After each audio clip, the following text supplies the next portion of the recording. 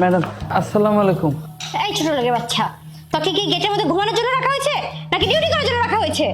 হয়েছে কি, আমার তো নাইট ডিউটি ছিল, সকালের ডিউটি আমার ছিল না। ওই সালাম ভাই আমি আসলে ঘুমাচ্ছি না ম্যাডাম, আমি ডিউটি করছি। এই শুন, তোদের এক্সকিউজ শোনার জন্য আমি এখানে আসিনি। ওই যে এমনি ঘুমিয়ে বসে পড়েছিস তাই না? দাঁড়া, আমি তোর আজকে একটা ব্যবস্থা করতেছি। আর শুন, তুই আজকে বসে ডিউটি করবি।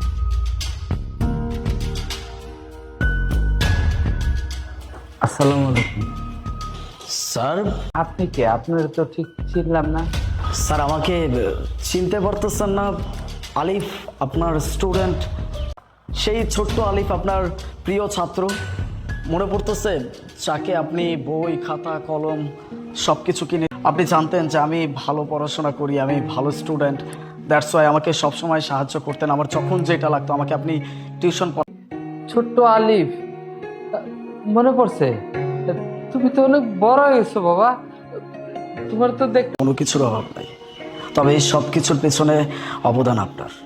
আপনি যদি আমাকে ওই সময় এতটা হেল্প না করতেন, আমাকে সাপোর্ট। এই 5টা কোম্পানির মালিক, আজকে এখানে আসছিলাম আমার একটা ডিল ফাইনাল করার জন্য, কিন্তু আমি আপনাকে এখানে এভাবে। বাবা আসলে হয়েছে কি, আমার একটা ছেলে ছিল, সেই ছেলেটা তারপরে তারে দেখে শুনে একটা বিয়ে শাদী করাইছি। বড় লোকের মাইয়া, বিয়ে করার পরে চলে গেছে, আলাদা থাকে। তারপর আমার বউ মানে তোমার ম্যাডাম, পেনশনের টাকা ছিল আর গ্রামের জমি ছিল, সেটি বিক্রি করে তার চিকিৎসা করেছি।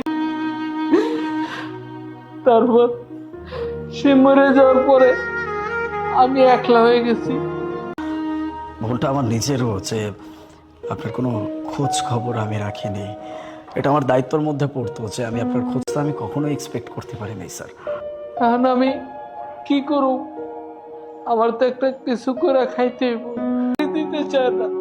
শেষমেশ এই কোম্পানির সিকিউরিটির চাকরি বাবা, তাই এই সিকিউরিটির চাকরিটা করতেছি বাবা। যাকগে স্যার, যা হচ্ছে সেটা পরিবর্তন করা যায়। আপনার সাথে যেহেতু আমার দেখা হয়েই গেছে, তাহলে আপনাকে আমি আর ছাড়ছি না। যাই হোক, কেমন বাবা, তুমি তুমি আমার কথা মনে রাখছো, অথচ আমার নিজের আরো বড় করুক বাবা, আমি সেই দোয়া করি বাবা। তবে আজকে আমার গর্ব হইতেছে, আমার বড় হইতে পারছো, এই জন্য আল্লাহ কাছে লাখ লাখ শুকরিয়া বাবা, লাখ লাখ শুকরিয়া।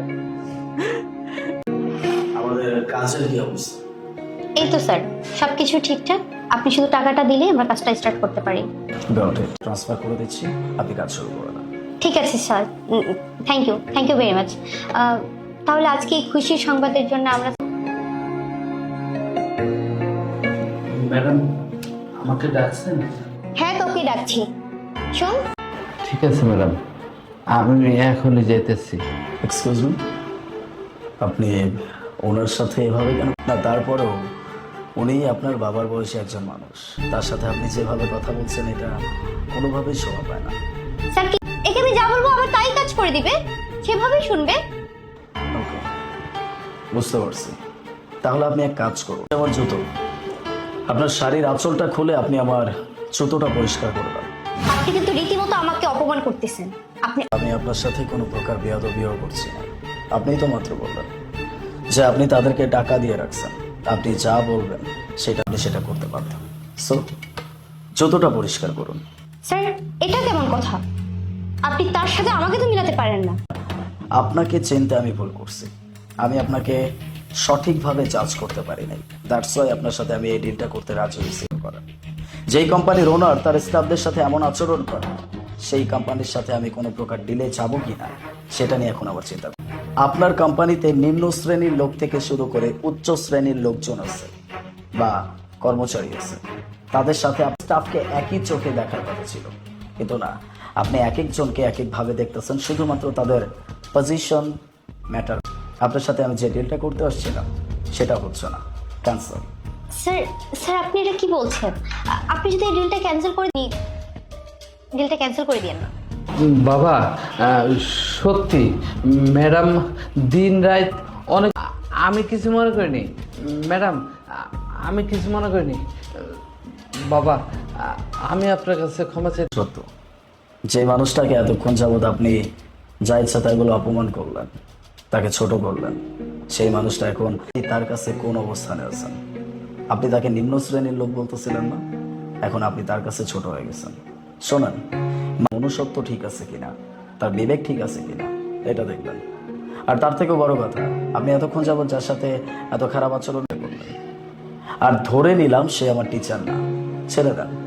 সে যদি আমার টিচার নাও হতো, এখানে যদি এরকম বয় আছে কিনা সেটা আমি খুব ভালো করে বুঝতে পারতেছি। তবে আজকের পর থেকে যদি এমন কোনো কিছু আমার চোখে পড়ে বা আমি যদি দেখি, তাহলে সেদিন ওর সাথেই থাকবেন, আমি ওনার সমস্ত দায়িত্ব নেব।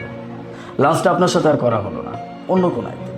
লাঞ্চটা আজকে আমি আমার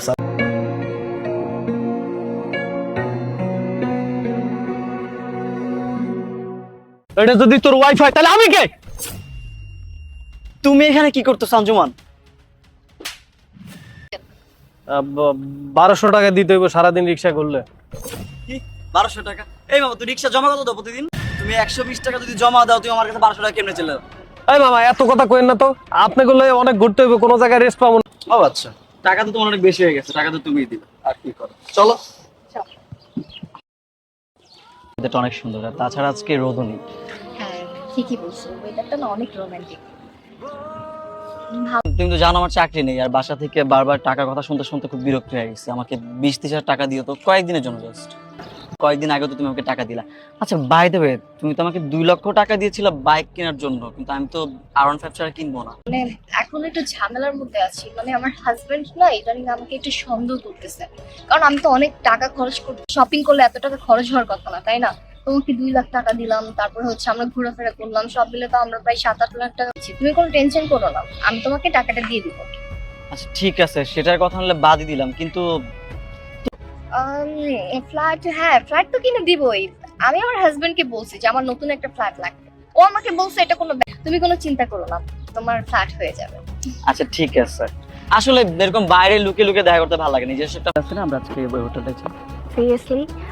কোন হোটেল? ওই যে মেহেদিমুন? হ্যাঁ, মেহেদিমুন প্যালেস। ওকে। কি আজব ব্যাপার, আপনি এরকম শাউট করতেছেন কেন? আপনারা নোংরা নোংরা কথা কইবেন, আর আমি এনে ভাই রিক্সা চালাবো? এই নোংরা নোংরা কথা বল। সেটা তো তোর সমস্যা, তোকে ভাড়া করছি ঘোরা, যদি সারাদিন ঘুরে বেড়াবি, আমাদের কথা মাঝখানে কান কান দিচ্ছিস তুই। আপনাকে ওই নোংরা কথা হই না, আমি রিক্সা চালাই দিই। তুলি কেন? এই বেটা, এই এটা যদি তোর ওয়াইফাই, তাহলে আমি কে? আর একটা কথা বলবি না। তুই কি মনে করছিস আমি বিদেশ থেকে কষ্ট করে পরিশ্রম করে টাকা পাঠাবো, আর সেই টাকা তুই খাবি? ভাবতেছো, ভুল ভাবতেছো। ও ও আমার বয়ফ্রেন্ড হবে কেন? ও আমার ফ্রেন্ড, আমরা জাস্ট ফ্রেন্ড। ও তোর ফ্রেন্ড? এতক্ষণ ধরে আমরা প্রবাসীরা আমাগুলাকে তোরা নাটক করস। আমরা রাত দিন 24 ঘন্টা কষ্ট করে খাইটা আতের টাকা দিয়ে মাস্তি করবি, আমি সেটা ছাইড়া দেবো? শোন, আমারও বাংলাদেশের লোক আছে, আমি খোঁজ খবর নিছি, নিজের রক্ত পানি করে আমি তোরে টাকা পাঠাইছি, আর তুই এরকম পরকিয়া করস, আমি তোরে ছাইড়া দেবো না। এই মেয়েটাকে? আরে ও তো আমার বোন লাগে। আমি কি লাগি? হ্যাঁ আমিও নিশ্চয়ই তোমার বোন লাগি। এখন তুমি আমার কাছ থেকে সব লুকাইছো মুন্না। তুমি আমাকে বলছো তুমি বিয়ে করো নাই, তুমি আমাকে ভালোবাসো। তার মানে কি লাখ লাখ টাকা নাও? তো অন্য কারো ওয়াইফ, তাই না? তো সমস্যা কোথায়? আমার তো ওয়াইফ থাকতেই পারে। তুমি যে তোমার হাজবেন্ড আমার সাথে প্রেম করতে পারতো, তা আমি আমার ওয়াইফ থেকে তোমার সাথে প্রেম করতে পারবো না? আমি তো জানি তোর কাছে আমার দেওয়া কিছু টাকা পয়সা ছাড়া আর কিছু নাই। আর তুই কি মনে করছিস এই যে ফ্ল্যাট বুকিং আমি রিক্সাটা দিয়ে গেলাম, বিদেশ থেকে আইসে এই রিক্সাটা কিনছিলাম শুধু তোরে হাতে নাতে ধরার জন্য? এই রিক্সা চালায় তুই এই পোলারে লইয়া খাইস থাকবো না? আজকে থেকে নতুন ট্রেন্ড শুরু হইলো, আজকে থেকে নতুন নিয়ম। তুই এই পোলারে বিয়ে কর, আর এই যাওয়ার বউ, আজকে থেকে নতুন নিয়ম। ভালো থাক। এই চলো আঞ্জুমাল।